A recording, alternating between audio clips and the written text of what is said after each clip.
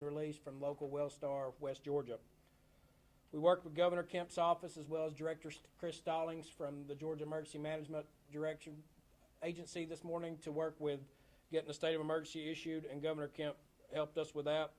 That released a number of state troopers as well as DNR rangers that have been deployed to Troup County to assist with that. We're asking at this time to please limit non-essential travel. We've got these affected areas, and the people driving around looking are affecting us being able to rescue and get all these people and the trees off these homes and the roadway. A Red Cross shelter has been established at the West Point Parks and Rec Point University Gym, and we're accepting non-perishable items that can be donated to Reed's Chapel Church and the First Baptist Church of West Point at this time. One of the things that we're working diligently on is trying to make sure that all the trees and the roadways are clear. That's a round-the-clock effort that we're working on constantly. So I've been in touch with the National Weather Service. They're going to send a damage assessment team down to review exactly what kind of weather event that we had. That'll take place tomorrow morning sometime, approximately around 9 or 10 a.m. At this time, I'm going to turn it over to the chairman, Mr. Patrick Cruz. All right, thank you, Zach. It's unfortunate we're back here again so quick in Troup County talking again about another disaster. But I want to first recognize all of the county staff and other workers from the state agencies and other city governments that's helping us recover. As he outlined for you this morning, we had that disaster. In the next couple of hours, it was kind of chaos, and everybody was trying to work hard to determine the extent of the damage around the county. So let me say that I have talked to our state representatives, been in touch with the governor.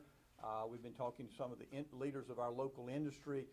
What can we do to help them? And I appreciate what Governor Kemp has done by giving us the disaster declaration.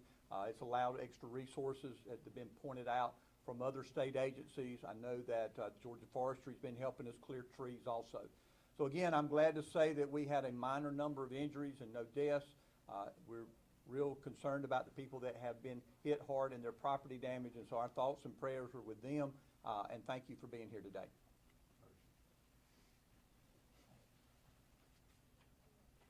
Good afternoon, everyone. My name is Irisha Goodman, Director of Public Relations for Troup County Schools. I'll be very brief.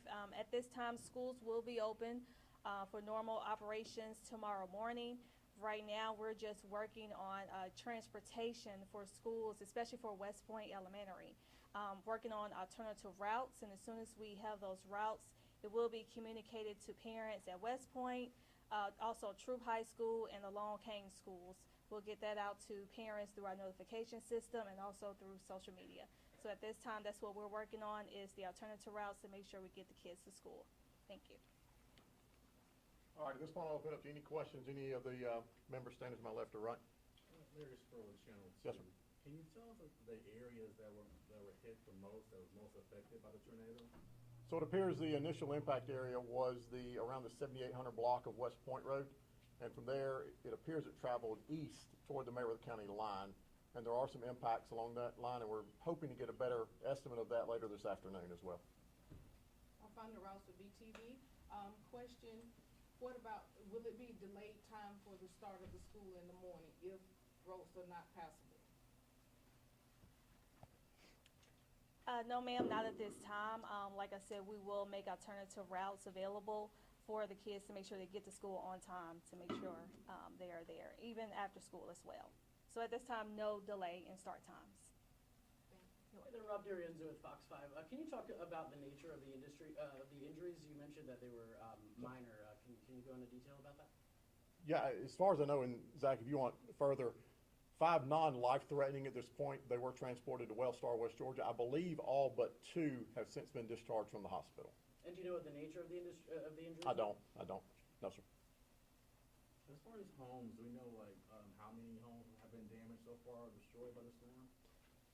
It appears our initial count is 80 to 100 damaged, possibly 20 to 30 significant or complete loss at this point. And all of that is started around the West Point area as we go east. With the federal funding, what can, or not with federal, but as the state of emergency, what can the county do with that in regards to recovery? Chairman Young, or Zach? Yeah.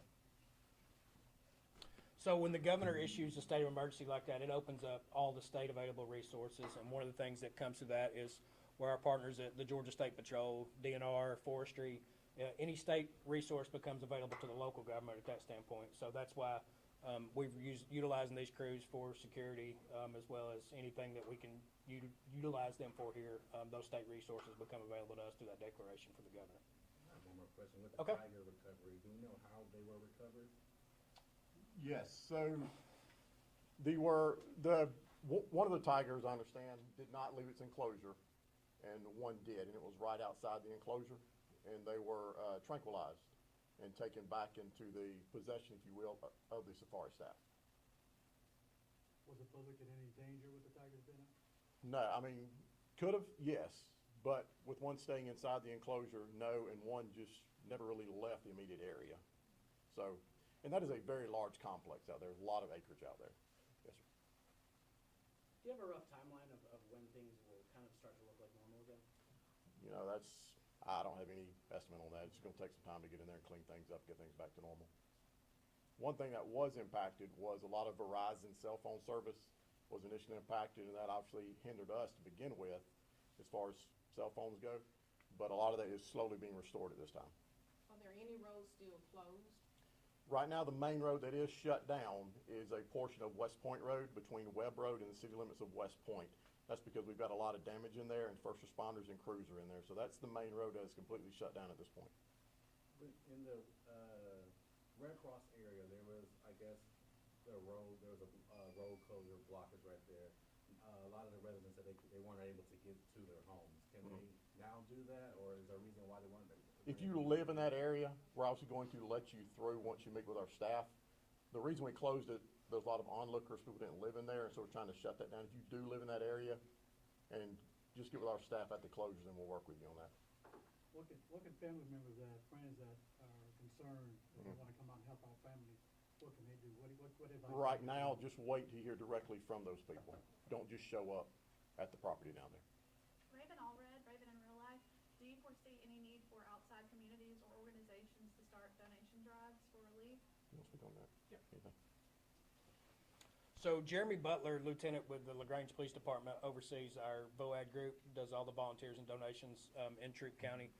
That's one of the things that we reestablished after the January 12th tornado, and try to be very diligent in working through that.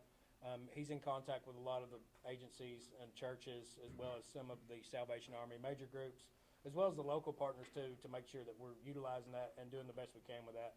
The biggest thing to remember with donations as well is you can get overwhelmed with those very quickly if it's not managed the proper way. So Lieutenant Butler at the city PD is really helping us with that, and he's kind of overseeing a lot of the donations to make sure that we don't have a disaster within the disaster with that. This morning we heard reports of some people being entrapped in their homes. Do you know how many people?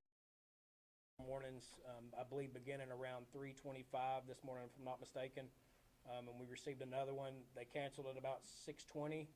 We received another one about 6:40, and then the tornado warning immediately followed that when we received reports of damage within 4 to 5 minutes of receiving that. You got another one that possibly got bad weather coming in later on tonight. How are you guys preparing for that? Well, we're always paying attention to it. We've got a diligent crew that works in the Emergency Operations Center, as well as county, city leaderships, and the governments here. They're very supportive of us. So we've got all the resources in place we need. We're consistently monitoring that. We're working with our partners at the National Weather Service, the GEMA staff that's been here, Area Field Coordinator Jason Ritter, Deputy Director of Emergency Management for GEMA Tom Moore's on the ground with us here. So we've got all the resources in place, and we're responding to this as well as preparing for any other response we may need to do in the future. In terms of the shelters that have been open, do you know approximately how many people will have to utilize them at this point? I do not. That's pretty early on in the process. That sometimes you don't realize how many people's homes were truly affected in the first few hours of that. Obviously, we're talking 6-7 hours after that. You know, people are still moving around a little bit, and so sometimes you don't get the accurate numbers until you understand, have they been to other relatives' house, or have they been out of town and they're coming home and just now realizing that. So sometimes the need for shelter, you don't realize 24, 48 hours after what your true numbers are. And there can be other substantial things, such as additional structure issues, trees falling, water leaks that may not need shelter now, may need that in the next day or two. So we're working with our partners at the Red Cross to make sure we got enough room for anybody that needs it. I know you mentioned no fatalities. Is everyone accounted for? Anybody missing that you guys are looking for? We've not been notified of anybody missing or not accounted for at this time. Is there any information that you guys can share with the public as to the restoration of the power grid in that area, along like most of West Point, that area? I know the Diverse Power, and I believe there's some Georgia Power in that vicinity as well. We've been in touch with the people at Diverse Power and their leadership team, and they're working as quickly as they can on that. But as far as an exact timeline of that, I'm not sure. I know that 1,900 power outages was some of the initial numbers that we had right out of the gate, and I think that's come down a little bit now, but I don't have the exact numbers in front of me.